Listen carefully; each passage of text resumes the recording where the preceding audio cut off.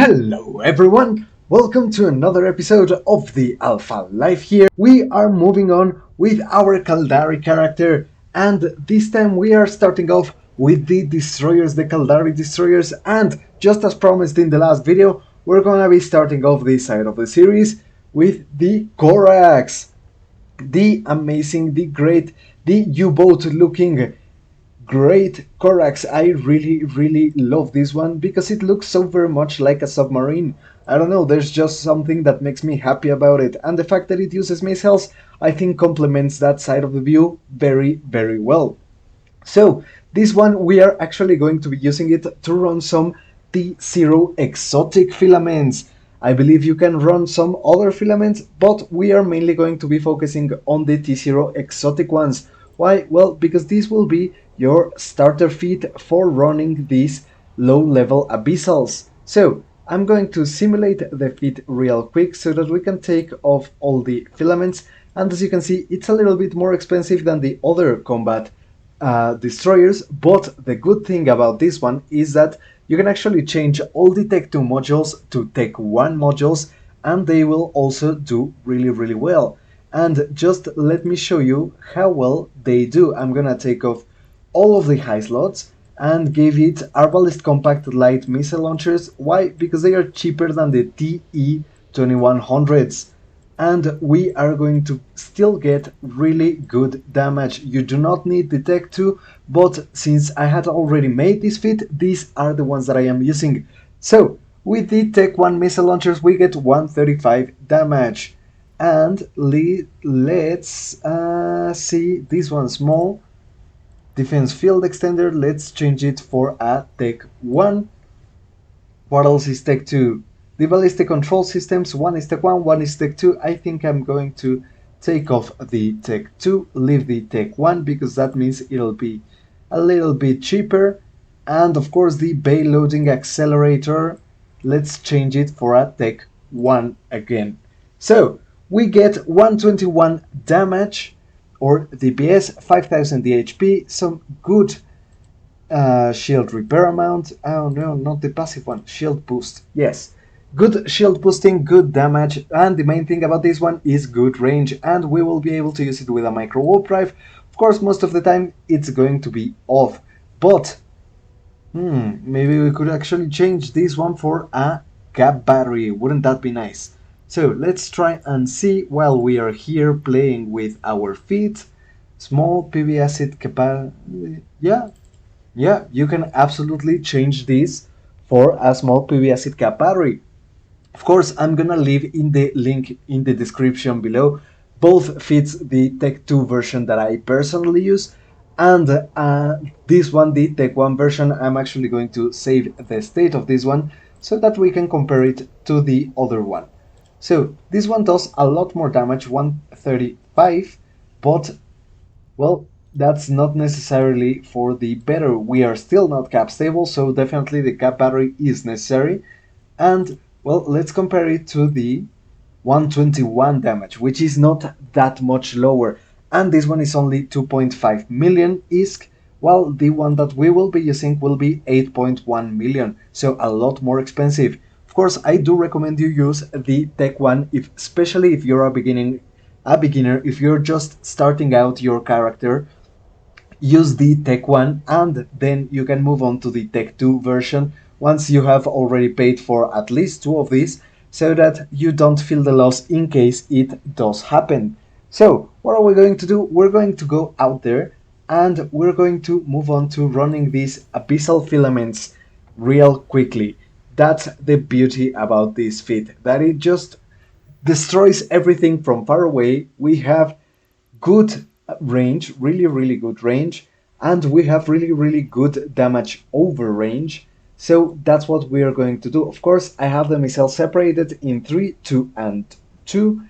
And that's because for some rooms we're going to want to split the damage, and for some rooms we're going to want to send all the damage to just one. For example, in the rogue drones room we are going to split the damage, and in the rest we are going to maintain the damage on just one. But also you will be able to use this feat to run some hideaways, some refuges, without any problems. Of course, especially for the refuges, I recommend you warping at around 20 to 25 kilometers so that, well, you don't have the rats on top of you, because it's not particularly tanky, but it is very, very snipey.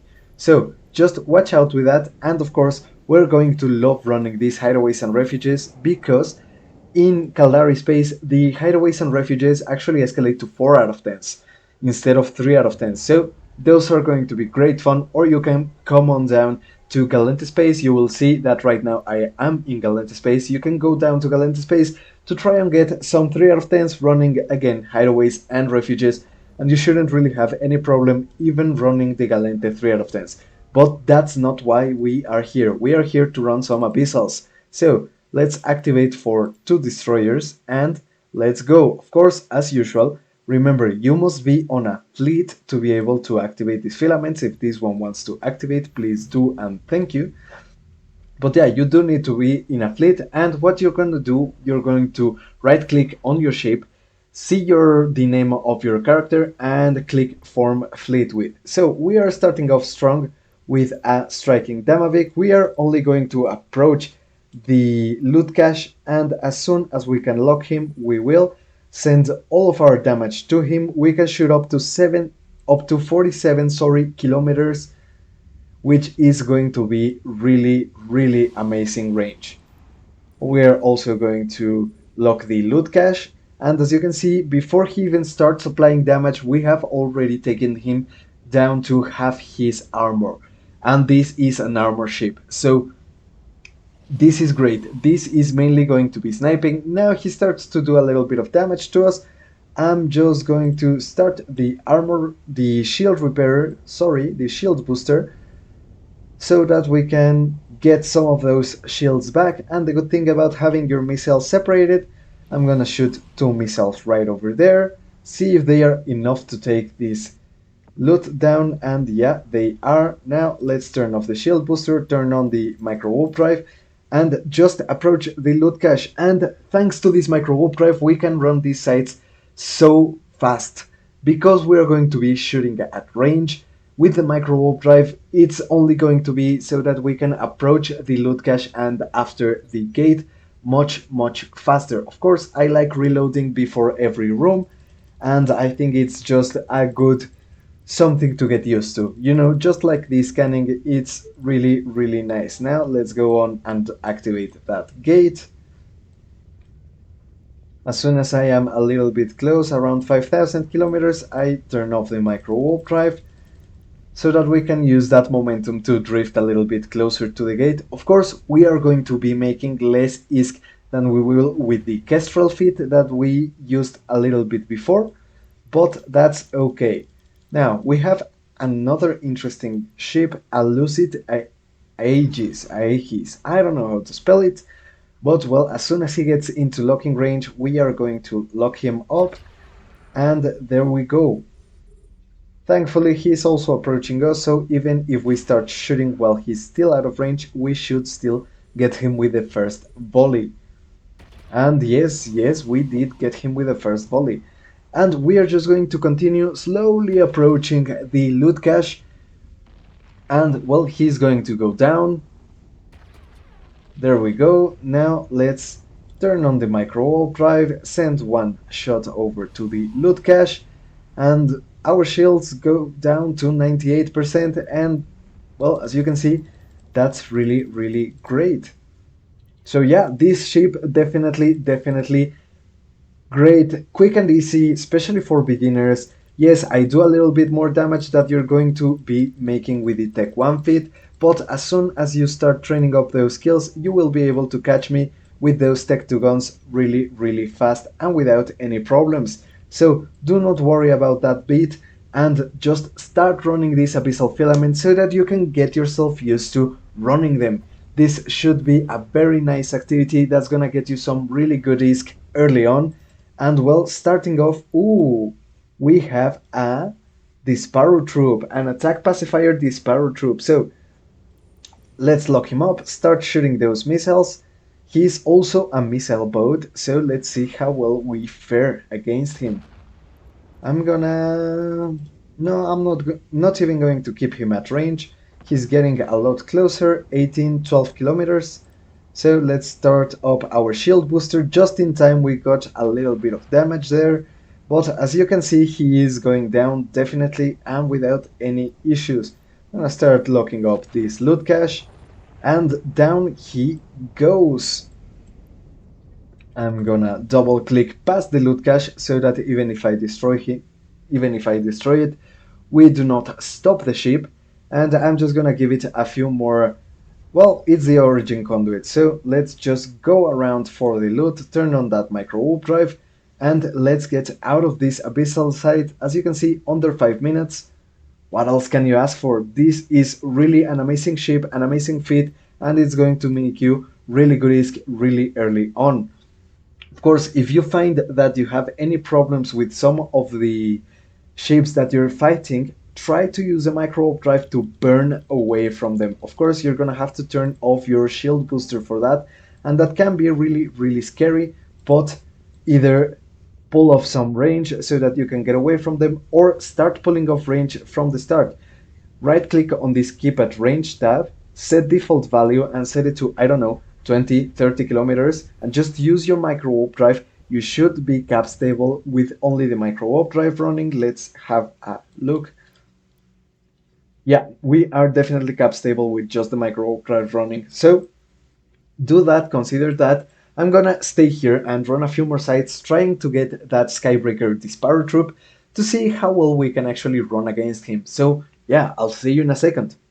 We haven't really had any luck with the Skybreaker Despair Troop. I'm still hunting around for him, but well, we have a devoted hunter, so I wanted to show you guys how we're going to run this particular room. Just because I'm not sure we're going to be able to get the Skybreaker, I have pretty much finished all my filaments. Well, I have 5 left, which means I have 2 runs left unless we get another one.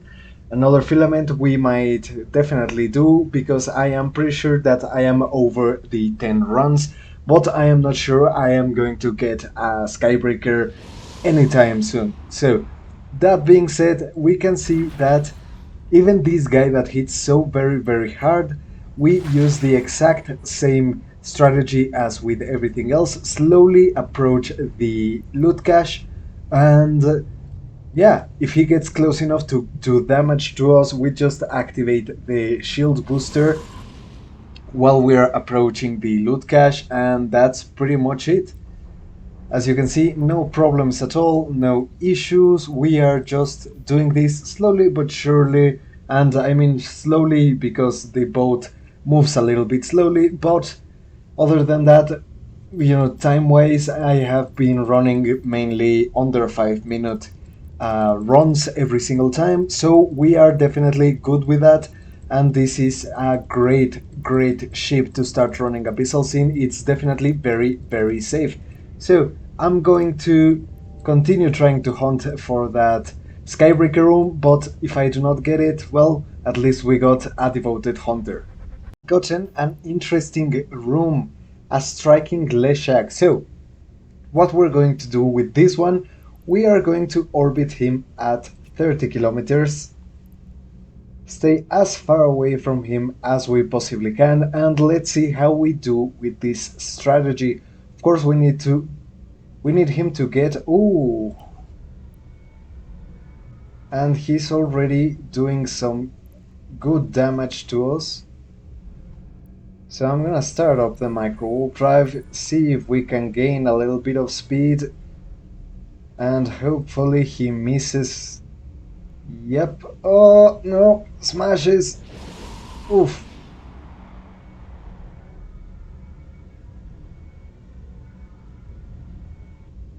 Come on. Oof. We are taking a lot of damage. I'm gonna turn off the Microwarpdrive. That was not the button. That was not the button. Oh, we are taking insane amounts of damage. Come on, let's go. Okay, overheat. Overheat all of the missile racks. Come on. Oof, and he's down. Yes, I know the capacitor is empty. And of course, I see the problem. I used a calm exotic filament. So this is going to be an issue. Will we make it out alive? That's going to be the real question. So yeah, I was already thinking, oh nice, a different room. And then I was thinking, oh no, we're not supposed to be fighting this. What's this? High slots, 22% hit. So I'm going to wait a bit to recharge the capacitor a little bit. And hopefully our shields too.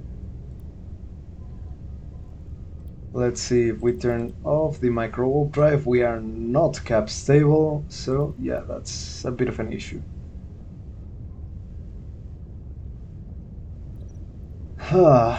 We might just lose this ship with the whole entire loot. 10 million ISK.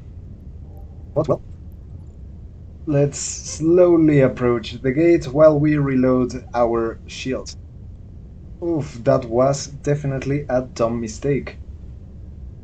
Very, very dumb mistake. I'm gonna rep a bit, see if we can get some of those shields back.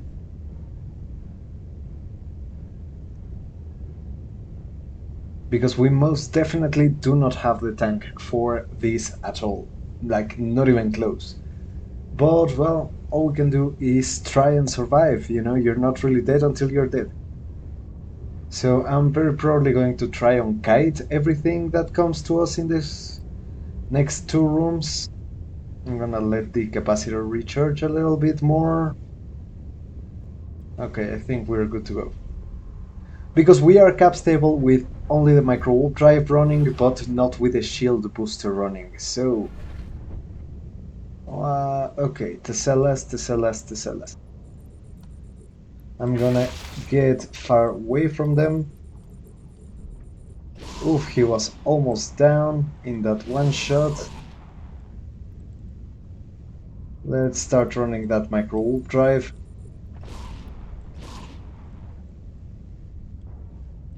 Well, if anything, this part of the video is definitely going to be a good show to see if this could theoretically survive a calm abyssal side. However, I do not recommend you run it.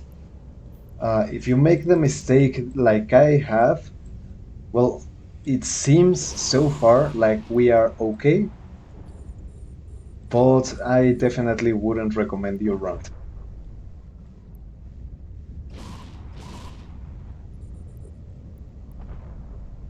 As you can see, with the battleship with the Leshak, we took a lot of armor damage, and well, hopefully we won't get another one of those.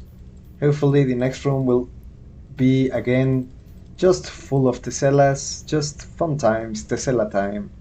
Hopefully we won't have to overheat. Hopefully.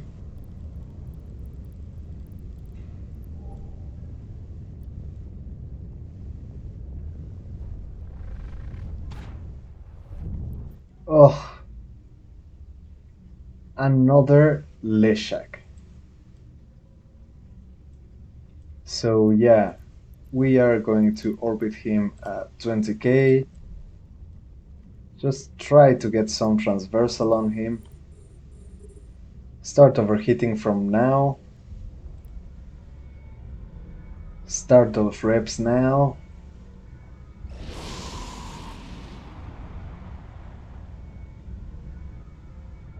Come on, go down, go down. You know you want to go down. Oof.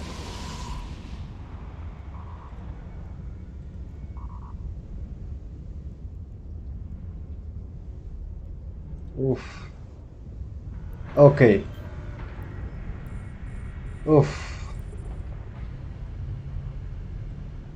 Okay, so I burnt down two of the missile launchers in the second Leshak, but, well, we have made it. Our little T0 Abyss running Corax has survived a T1 with two Leshaks Oh, I'm not gonna lie, that was intense. So, while I didn't exactly get the Skybreaker room, I can definitely say that, well, it can run it. So we shouldn't really have any problems with the Skybreaker room after taking down two Leshak rooms on the same run. So hopefully we will not have any problems running against the Skybreaker room, but if you do get one, remember, Orbita 20, Orbita 25, and just shoot it with everything you have. I'm going to go to a nearby station where I can repair my ship for free. And I think that will be all for this episode. Thank you all so very much for watching. Remember, if you want me to try any feats, if you want me to try any ships or any activities, please do let me know in the comments below. And also, I would really appreciate if you would let me know what do you think about the latest episodes, what do you think about the latest videos, have you been liking them, have you not been liking them, were the ones before better, should I spend a little bit more time on each empire space to try and get something more interesting out of each one of them, or do you want like me just running the usual feats and the usual activities and just getting to move on with the next stuff. So please do let me know, please leave me a comment. If you enjoy the videos that I am making, consider giving me a like. If you want to see the next videos, consider giving me a follow. And yeah, thank you also very much for watching. This has been the Alpha Life, and I will see you all in the next one.